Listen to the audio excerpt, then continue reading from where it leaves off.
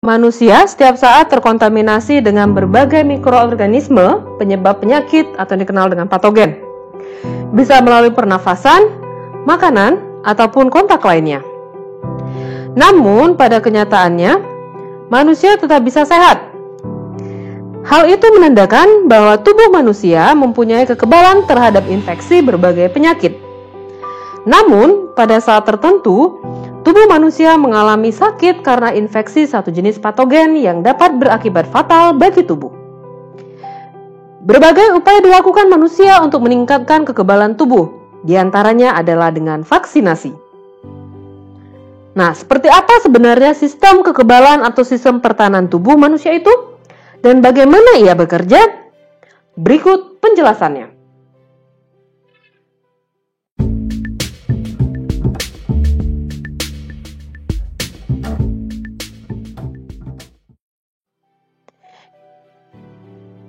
Kita mulai yang pertama, yaitu mengenai fungsi dari sistem imunitas atau sistem kekebalan tubuh atau sistem pertahanan tubuh.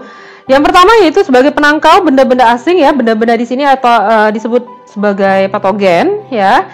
Itu bisa bakteri atau virus yang masuk ke dalam tubuh. Kemudian untuk menjaga keseimbangan fungsi tubuh, terutama menjaga keseimbangan komponen tubuh yang setelah tua. Yang ketiga sebagai pendeteksi adanya sel-sel abnormal.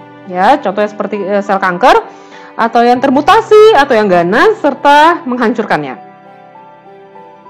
Nah, di depan kalian itu ada beberapa contoh dari bentuk pertahanan tubuh alami yang ada pada tubuh kita ya. Nah, beberapanya mungkin kalian sudah pernah baca atau kita sudah pernah bahas ya. Contohnya ini seperti mukus dan silia, ini pada saluran udara ya, terdapat pada trakea.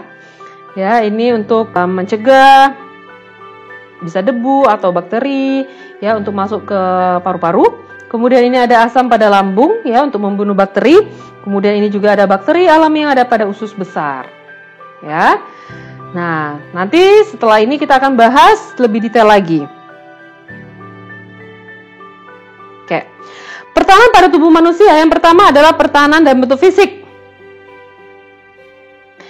Yaitu air mata ya. Air mata ini dihasilkan oleh kelenjar air mata.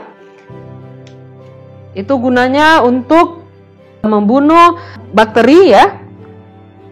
Kemudian yang kedua ada sebum atau minyak ya. Nah, sebum atau minyak ini dihasilkan oleh kulit ya atau kelenjar keringat. Kemudian ada mukus. Mukus ini disebut dengan atau lendir ya. Ini terdapat pada tenggorokan ya, pada sistem pernafasan. Kemudian ini juga sel epitel bersilia. Kalian bisa lihat gambarnya di depan ya, ini bentuk dari sel epitel bersilia. Nah, di bab sistem pernafasan kemarin Miss juga sudah jelaskan bahwa bagian dari trakea ya pada manusia itu tersusun atas epitel, di mana epitel itu mengandung silia atau rambut-rambut. Ini gunanya juga untuk menangkal bakteri atau debu-debu yang masuk ke paru-paru nantinya ya. Oke. Kemudian yang kedua adalah pertahanan biokimia, ya. Nah, berarti dari bahasanya berarti itu menggunakan makhluk hidup dan beberapa senyawa kimianya. Oke. Yang pertama adalah suatu enzim yang mengkatalis perubahan atau hidrolisis dari molekul dinding sel bakteri, ya. Dia ini digunakan. Oke, selanjutnya adalah pertahanan biokimia. Jadi ada suatu enzim yang mengkatalis hidrolisis molekul dinding dari sel bakteri. Ya, itu dikenal dengan lisosin. Kemudian yang kedua, pada cairan lambung itu membunuh sebagian besar mikroorganisme yang masuk ke dalam lambung, yaitu adalah asam hidroklorik. Kemudian ada populasi alami bakteri, ya, yang tidak berbahaya yang hidup di kulit. Misalnya contohnya pada vagina pada wanita, ya, itu ada bakteri alaminya. Ya, itu berfungsi untuk menghambat pertumbuhan bakteri patogen. Ya, itu bakteri penyebab penyakit. Itu adalah bakteri. Selanjutnya yang ketiga adalah pertahanan seluler. Dari bahasanya seluler berarti dibantu oleh sel. Nah, seperti yang kita sudah ketahui selama ini bahwa sel darah putih atau leukosit itu berperan dalam imunitas. Ya. Nah, di bab sistem sirkulasi Miss juga sudah jelaskan ada 5 jenis dari sel darah putih. Oke. Yang pertama ada neutrofil. Neutrofil ini berfungsi dalam fagositosis ya, atau proses memakan dari bakteri atau mikroorganisme. Kemudian yang kedua ada eosinofil. Eosinofil ini berperan dalam reaksi alergi. Ketiga ada basofil, ini berperan dalam inflamasi atau peradangan. Nanti akan kita pelajari bagaimana proses inflamasinya. Kemudian ada monosit. Monosit ini ketika dia berada di luar pembuluh darah, ya, ketika bakteri masuk, maka monosit ini akan berubah menjadi makrofag. Itu gunanya juga untuk fagositosis. Yang kelima adalah limfosit. Limfosit ini nanti akan berperan dalam respon imun spesifik. Ya, nanti dia akan membantu untuk pembentukan dari antibodi. Oke. Selanjutnya kita akan pelajari mengenai respon imun. Jadi respon imun itu adalah suatu cara yang dilakukan oleh tubuh untuk memberikan respon terhadap masuknya patogen, ya, atau antigen tertentu ke dalam tubuh. Ya, jadi antigen ini penyebab penyakit. Ya, kalau patogen itu sumber penyakitnya. Jadi penyebab penyakitnya itu misalnya kayak bakteri atau virus, ya. Nah, respon imun pada manusia itu dibagi menjadi dua, yaitu respon imun non spesifik dan respon imun spesifik. Oke, kita akan bahas yang pertama, yaitu mengenai respon imun non spesifik. Nah, respon ini timbul terhadap jaringan tubuh yang rusak atau terluka, bukan terhadap penyebab kerusakan tersebut. Jadi dia tidak menyerang ke penyebabnya, dia tidak menyerang ke virus atau ke bakterinya, tapi dia itu lebih ke jaringan mana yang terluka akibat ada serangan dari patogen tadi, ya. Nah, respon imunospesifik ini kerjanya cepat, ya. Jadi responnya cepat. Terdiri dari yang pertama ada inflamasi atau peradangan, kemudian ada fagositosis, kemudian ada interferon, dan ada sel natural killer atau NK. Kita bahas satu persatu ya. Oke, yang pertama adalah inflamasi atau peradangan, ya, pembengkakan jaringan. Nah, kalian bisa lihat gambarnya di depan. Jadi gambar yang pertama ini, ya, kalian bisa lihat ya, ini tertusuk, ya, tertusuk sesuatu, ya, seperti duri. Kemudian masuklah patogen-patogennya, ya. Bisa bakteri di sini, kelihatannya sepertinya bakteri. Kemudian jaringan terluka tadi, ya, akan melepaskan cairan kimia. Ini kalian bisa lihat senyawa-senyawa kimianya. Ini berupa histamin. Nah, histamin ini dihasilkan oleh sel darah putih, yaitu jenis basofil, ya. Jadi basofil itu nantinya akan menghasilkan histamin. Ya, di sini akan merangsang pembesaran dan peningkatan permeabilitas dari kapiler. Nih, jadi kalian bisa lihat akibat adanya senyawa kimia yaitu berupa histamin akan terjadi pelebaran. Jadi pembuluh darahnya akan membesar. Kemudian proses fagosit, ya, proses fagosit atau fagositosisnya itu dilakukan oleh makrofag. Makrofag ini tadi sudah Miss jelaskan, ya, yaitu monosit yang berubah, ya, menjadi makrofag nih kalau dia di luar pembuluh darah. Kemudian dan neutrofil, ya, dilakukan oleh neutrofil. Oke, dia nanti akan bergerak menuju ke lukanya di mana? Nih, mereka mulai keluar nih dari pembuluh darah. Ya, yang kalau merah ini sel darah merah. Oke, kemudian selanjutnya, nah, fagosit, ya, fagosit dalam hal ini tadi makrofag dan neutrofil itu akan memakan bakteri dan kuman, ya.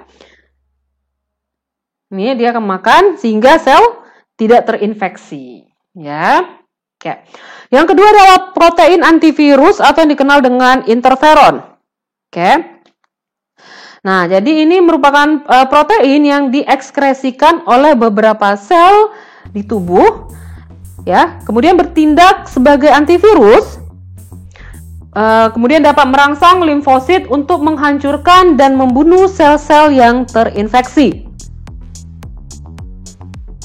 Ya, kemudian, nah, interferon ini merupakan sitokin. Jadi sitokin itu, jadi kalau misalnya kita ada virus atau patogen yang masuk ke dalam tubuh kita akan menghasilkan senyawa kimia yaitu sitokin. Ya, sitokin itu berupa glikoprotein. Dia pembunuh alami, sehingga bisa menyerang ke bagian mana yang diserang oleh sel mana yang diserang oleh si virus tadi, ya. Nah, selanjutnya adalah fagositosis.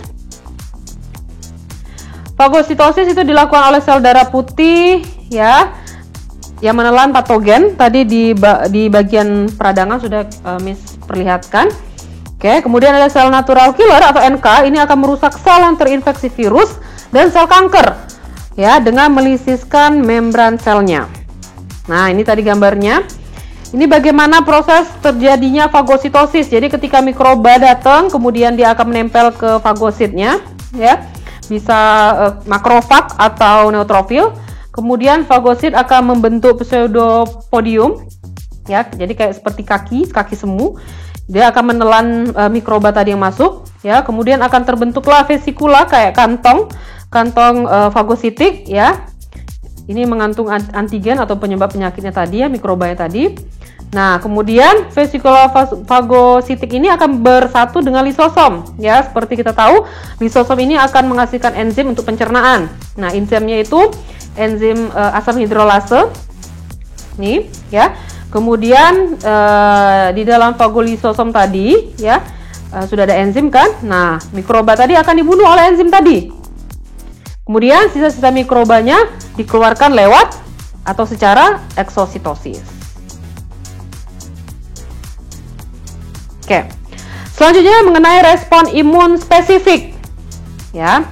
Nah, respon imun spesifik ini berfungsi melindungi tubuh dari serangan patogen dan memastikan pertahanan tubuh tidak berbalik melawan jaringan tubuh itu sendiri, ya. Jadi kalau tadi respon imun non spesifik, dia tidak menyerang ke sumbernya, ke penyebab penyakitnya, ya. Dia tidak menyerang ke virus atau ke bakterinya. Tapi kalau respon imun spesifik, dia langsung menyerang ke sumbernya, ya, ke virus atau bakteri atau mikrobanya. Oke. Dibagi menjadi dua, yaitu imunitas yang diperantarai oleh antibodi dan imunitas yang diperantarai oleh sel. Nah, kita bahas yang pertama, yaitu mengenai imunitas yang diperantarai oleh antibodi. Nah, jadi antibodi atau dikenal dengan imunoglobulin itu merupakan protein, ya, yang terbentuk sebagai respon terhadap antigen dan secara spesifik bereaksi dengan antigen tersebut. Ya, jadi antigen ini penyebab penyakit. Oke. Jadi karena adanya antigen, maka dihasilkanlah antibodi. Ya, antibodi tadi berbentuk protein. Nah, ada 5 macam imunoglobulin atau disingkat, jadi imunoglobulin ini singkat dengan IG, ya. Ada 5 macam. Yang pertama adalah IgG. IgG ini diperoleh bayi dari plasenta, jadi pada saat di kandungan, ya. Kemudian IgG ini juga dihasilkan oleh kolostrum pada ibu. Jadi di bab kemarin sistem reproduksi ini sudah jelaskan, ya, apakah fungsi dari atau manfaat dari kolostrum, ya, ASI yang pertama kali dihasilkan ketika ibu sudah melahirkan. Kemudian ada IgA. IgA ini terdapat di air ludah, ya, dan di ASI. Kemudian ada IgM. IgM ini dihasilkan pertama kali dalam stimulus antigen. Jadi ketika ada reaksi dari antigen, ya, penyebab penyakit, entah itu virus atau bakteri. Nah, IgM ini yang pertama kali dihasilkan. Yang keempat adalah IgD. Ini melekat pada permukaan luar sel limfosit B. Ya, jadi limfosit itu ada 2, limfosit B, kemudian nanti ada limfosit T, ya, setelah slide ini. Kemudian ada IgE. IgE ini akan disekresikan oleh sel plasma yang ada di kulit, yang ada di mukosa dan ada di tonsil. Kemudian dia dapat melepaskan histamin, ya. Tadi sudah menjelaskan histamin yang dihasilkan oleh sel darah putih yaitu basofil. Ya, di mana histamin ini yang menyebabkan radang dan reaksi alergi. Oke. Antibodi itu dihasilkan oleh sel limfosit B. Nah, antibodi itu tidak dapat langsung menghancurkan antigen, ya. Jadi dia melakukan beberapa cara. Yang pertama adalah presipitin. Itu antibodi menggumpalkan antigen. Kemudian ada yang bekerja dengan antitoksin, yaitu antibodinya menawarkan racun yang dihasilkan oleh antigen. Kemudian ada lisin. Lisin ini antibodi yang menguraikan antigen. Ya, jadi ada yang mengumpalkan, ada yang menawarkan racun yang dihasilkan oleh antigen, dan ada yang menguraikan antigen tadi. Nah, jadi respon pada tubuh kita kalau misalnya alergi ya, kalau kalian ada yang memiliki alergi terhadap debu atau debu rambut-rambut ya. Nah, itu merupakan keadaan sistem pertahanan tubuh yang sangat peka terhadap adanya antigen. Ya, biasanya ditandai dengan bersin atau mata memerah, mata mengeluarkan air mata, kemudian tiba-tiba lendir keluar dari hidung, ya, itu merupakan tanda-tanda terjadinya alergi, ya, yang sangat peka terhadap keberadaan antigen. Oke. Nah, ada 3 jenis dari sel limfosit B. Yang pertama sel B plasma, yaitu sel B plasma ini adalah sel plasma yang memproduksi antibodi yang sangat cepat, yaitu sekitar 2000 per detik untuk setiap sel. Jadi fungsinya itu untuk memproduksi antibodi secara banyak, secara cepat. Kemudian ada sel B memori, ini berfungsi untuk mengingat suatu antigen yang spesifik dan akan merespon dengan sangat cepat bila terjadi infeksi kedua, gitu. Jadi ketika misalnya kita sudah pernah kena penyakit, misalnya campak atau cacar, nah ketika ada virus itu lagi, tubuh kita akan cepat merespon, akan membentuk antibodi untuk bisa melawan virus tadi. Ya, itu namanya sel B memori, tugas dari sel B memori. Kemudian ada sel B pembelah, ini berfungsi untuk menghasilkan lebih banyak lagi sel limfosit B. Jadi dia terus membelah. Nah, yang kedua adalah imunitas yang diperantarai oleh sel. Jadi sel-sel yang terlibat ini adalah sel limfosit T. Ya. Nah, sel T itu akan merespon respon imun yang melibatkan sel-sel yang menyerang langsung ke organisme asingnya, ya, ke antigen atau ke patogennya tadi. Oke, terdiri dari 3. Yang pertama adalah sel T pembantu atau dikenal dengan helper T cell. Ya, sel T pembantu itu menstimulasi sel B untuk membelah dan memproduksi antibodi. Sedangkan yang kedua adalah sel T pembunuh, ya, atau sel sitotoksik. Ini berfungsi untuk menyerang sel tubuh yang terinfeksi dan sel-sel patogen yang relatif besar. Contohnya itu kayak parasit, ya. Dia ini menyerang secara langsung. Nah, yang ketiga adalah sel T supresor. Nah, sel T supresor ini berfungsi untuk menurunkan dan menghentikan respon imun. Jadi ketika tubuh kita sudah mampu melawan patogen tadi, ya, atau antigen yang masuk ke dalam tubuh kita, maka harus ada yang menurunkan itu, ya, menurunkan. Jadi agar respon imun kita itu tidak menyerang tubuh kita sendiri, sel-sel tubuh kita yang bagus gitu. Jadi biar dia tidak salah serang, ya. Jadi harus diturunkan atau dihentikan respon imunnya. Nah, sampai di sini tuh video pembelajaran kita kali ini. Tugas keterampilan kalian pada pertemuan kali ini adalah membuat peta konsep, ya, perbedaan antara respon imun spesifik dan non spesifik. Oke, buat secara simple tapi padat dan jelas. Oke, ya, kita sudahi sampai di sini, ya, video pembelajaran kita. Tetap jaga kesehatan. Kita ketemu di video pembelajaran selanjutnya. Bye.